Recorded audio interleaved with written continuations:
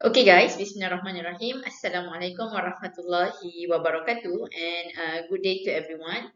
In this video, I would like to discuss about discrete probability. So for 2.1 is about basic idea and consideration. Here is the objective for this subtopic where at the end, I want everybody must know how to determine sample spaces and find the probability of an event using classical probability or empirical probability. Alright, let's start with the introduction first. Okay, a probability of an event is a measurement of the chance, possibility, or likelihood of the particular event will be occur. The probability can be quantified by a fraction or proportion in which the real number is ranged between 0 and 1 inclusive. Or in other words, we can see the probability of a not occurring event or impossible event is equal to 0, while the probability of a sure occurring event is equal to 1. So in probability theory, so we have three different approaches. Okay, where the first one is a classical probability, second one is an empirical probability, and the third one is a subjective probability. But in this course, we just cover two approaches only. Okay, the first one and also the second one. Here is the simple chart of probability theory. So we have a definition first. Okay, where the definition is a probability of an event is the measure of the chance that the event will occur as a result of an experiment. Okay, and as I mentioned earlier, we have three approaches. The first one is a classical probability. Second one is an empirical probability, and the third one is subjective probability. But in this course, we just focus these two only, classical and empirical. So let's see what's the difference between classical and also empirical. Okay. Classical. Assume that a given procedure has n simple events and that each of those simple events has an equal chance of occurring. So the formula for classical probability is P. A is our experiment, okay, or the thing that we want to find, is equal to number of ways A can occur divided by number of different simple event. Okay, so this is about classical probability. Okay, how about empirical probability? Conduct or observe a procedure and count the number of times that event A actually occurs. Okay, so the formula for empirical is probability of A is equal to number of times A occurred divided by number of times the procedure was repeated.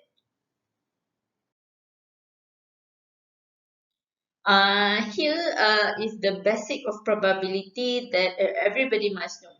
The first one is an experiment. Okay, experiment is any activity with an observable result or outcome. So this is our problem actually. Okay, and then we have a number two, outcome. Okay, or we call it as a sample point, where outcome is the result obtained from our experiment, from our problem. And then we have a sample space. Sample space is the set of all possible outcomes or sample points of an experiment.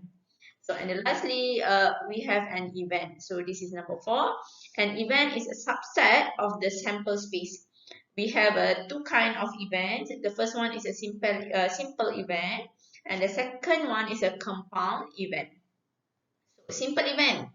An outcomes or an event that cannot be further broken down into simpler components, while component event is any event combining two or more simple events.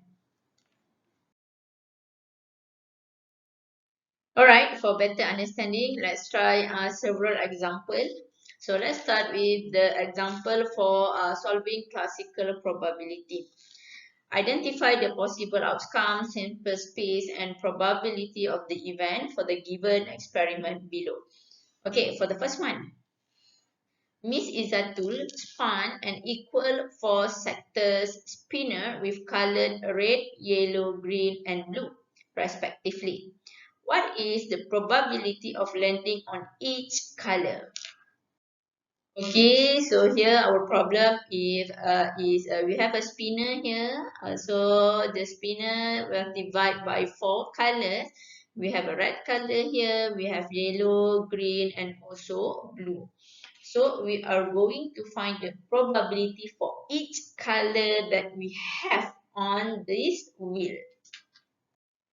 Okay, total color we have. Okay, total color. So we have four colors. Okay, and then what is our outcome or our sample space? So our outcome, okay, when we spin the spinner, okay, we may have, okay, red, yellow, blue, or green. So what is the probability for each color?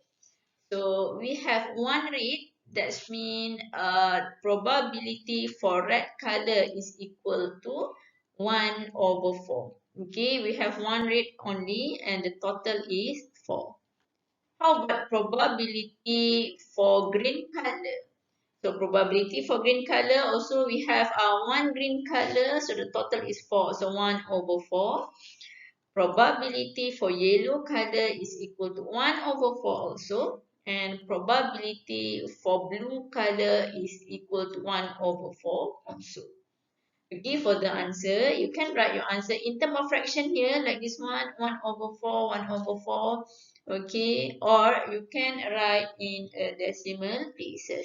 So 1/4 is equal to what? 0.25. Okay.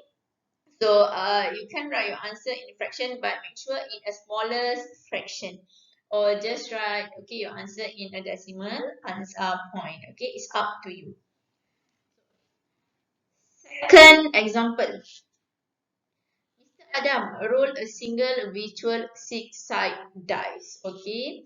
So number one, what is the probability of rolling a prime number? And the second one, what is the probability of rolling not a prime number? Alright, firstly, what is the outcome when you roll a dice? Okay, so outcome, so we have six outcome actually, whether you get 1, 2, 3, 4, 5, or 6. Okay, so number one, what prime number? So what is a prime number?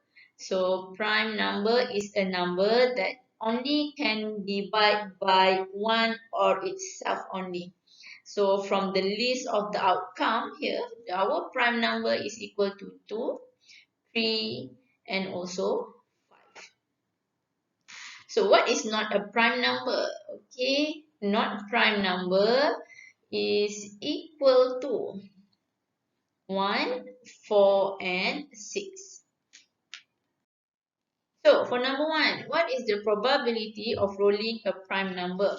So total prime number we have 3 here. Not prime number, the total also is 3.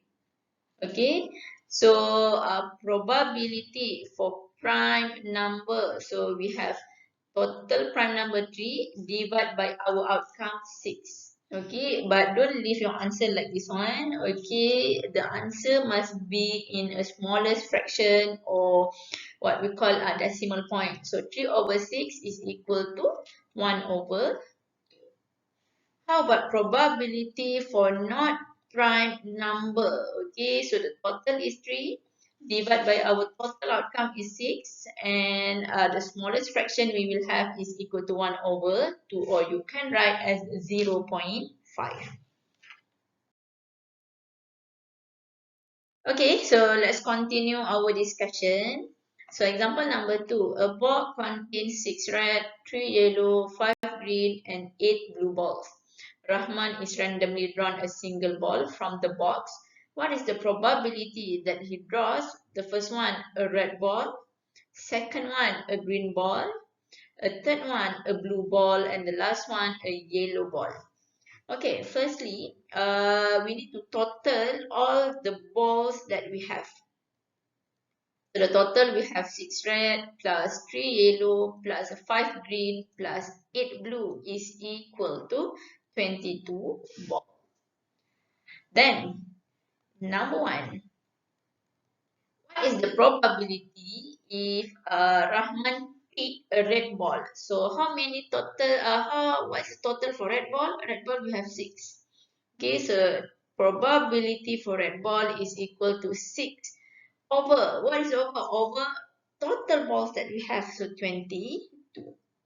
And please don't leave your answer like this one. You must write in the smallest fraction. So 6 over 22 is equal to 3 over 11. Okay, how about number 2? Number 2, we are going to find probability pick a green ball. So probability for green. So how many green ball we have? Here, 5. So 5 over total balls, 22. So this is the smallest number that we can get from green ball. Okay, number 3. Okay, probability for blue ball. So probability for blue. So total blue we have 8 here. So 8 divided by the total ball we have 22. So present your answer in the smallest fraction. So we have 4 over 11. So and the last one, number 4. Okay, probability for yellow ball. So total for yellow we have 3. So 3 divided by the total ball is equal to 22.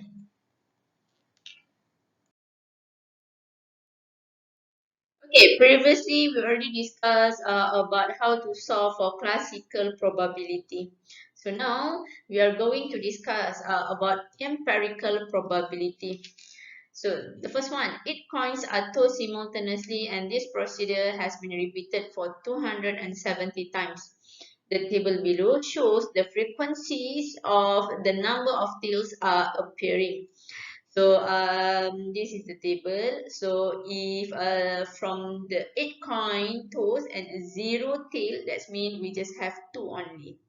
If 1 tail, okay, 15, and it was recorded, okay, until 8 tails appear. So if you total the frequency, it must have 270. So here, this is why we call it empirical, because we are recorded, the procedure repeatedly. We record for the first, we record for 0 tail, we record for 1 tail, 2 tail, 3 tail. So this is what we call empirical. Okay.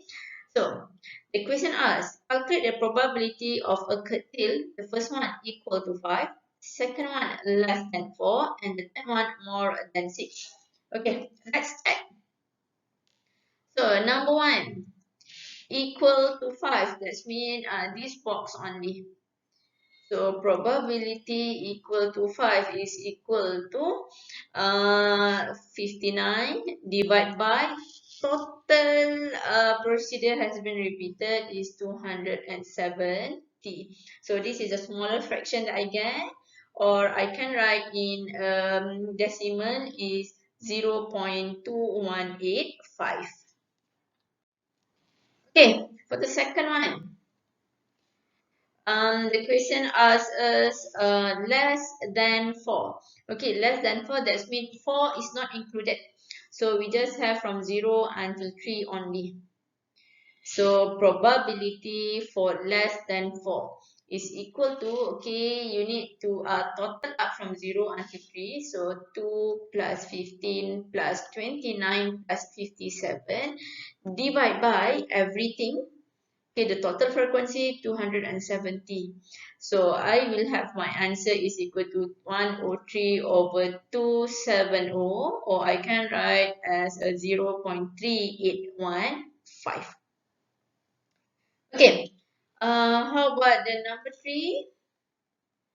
Number 3 is more than 6. That means 6 is not included. So we have 7 and 8 only here. Okay, so probability for more than 6 is equal to, we add up frequencies for 7 and 8. So 10 plus 8 is divided by 270. So I will have, in a smaller fraction is 1 over 15. Or I can write in a decimal places, I will have 0.0667.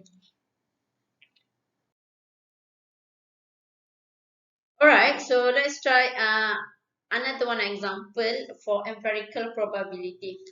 So this problem, the table below illustrates the distribution marks obtained by 1200 students in a particular examination. Okay, so for those who get 0 until 19 only, we have 63 students. 20 to 39 marks only, we have 142 students. Okay, the most student get 40 to 59, we have 500. And then for 60 to 79 marks, we have 320. And lastly, for those who get more than 80, okay, 80 and above, so we have 175 students. And if we total all the students here, we will have 1,200. Okay. So if one student is randomly selected, find the probability he marks is below 40, above 80, and between 40 and also 100. Okay, so let's check one by one. So number one, below 40. So below 40, that means the student gets 0 until 39 marks only. Okay, probability for below 40. So we have total the students 63 plus 142 divided by the total student that we have 1200. So we will have 205 over 1200. Okay, or we must write in the smallest fraction. That means 41 over 240, or in a decimal places we can write as 0.1708. Okay, how about number two? Number two is above 80, so this one only. Okay, so number two above 80. That means we have 175 over 1200. So in a smallest fraction is equal to 7 over 48, or we can write as 0.1458. Okay, for decimal places, make sure you take at least 4 decimal places. Okay, and the last one between 40 and also 100. So 40 until 100, that means start from here until the last one. Okay, number 3, probability for 40 until 100. So we will have, we total up everything, 500 plus 320 plus 175 divided by 1200. So we will have, okay, the answer is the answer is 199 over 240, or in a decimal places, I can write as 0.8292. Okay, so I hope you can understand about classical probability and also empirical probability. At the end, I hope everybody can understand my explanation about how to calculate probability, how to calculate for classical probability and also empirical probability. So all the best guys. Thank you. Assalamualaikum.